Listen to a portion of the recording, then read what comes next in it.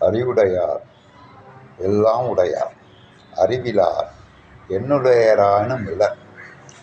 என்ன சொல்கிறார் வள்ளுவர்னா, அறிவுடையாருக்கு, அறிவுள்ளவனுக்கு செல்வம் மற்ற பொன் பொருள் தானியம் எதுவும் இருக்காது. ஆனால் இல்லாட்டினாலும் அவன் எல்லாம் உடையார் அப்படின்பார். அறிவு இல்லாதவனுக்கு எல்லாமே இருக்கும், செல்வங்கள்லாம் இருக்கும், ஆனால் அவனை அறிவு இல்லாதவன் அப்படின்பார். ஏன் இப்படி சொல்கிறாருன்னா, அறிவுடையாருக்கு, அறிவு உள்ளவனுக்கு செல்வத்தை படைக்கவும் தெரியும், காக்கவும் தெரியும், அதை பேணவும் தெரியும். அறிவு இல்லாதவனுக்கு ஏற்கனவே இருக்கிற செல்வம் நிறையா இருக்கும், அதை படைக்க காக்க தெரியாதவனுக்கு ஒன்று, அது தெய்வத்தால் அழிந்து போகும் ஒரு நாள் என்பதும் புரியாது. எனவே அவன் எல்லாம் இருந்தாலும் இல்லாதவன் அறிவு உடையவன், எதுவுமே இல்லாட்டினாலும் அவன் அறிவு உள்ளவன்.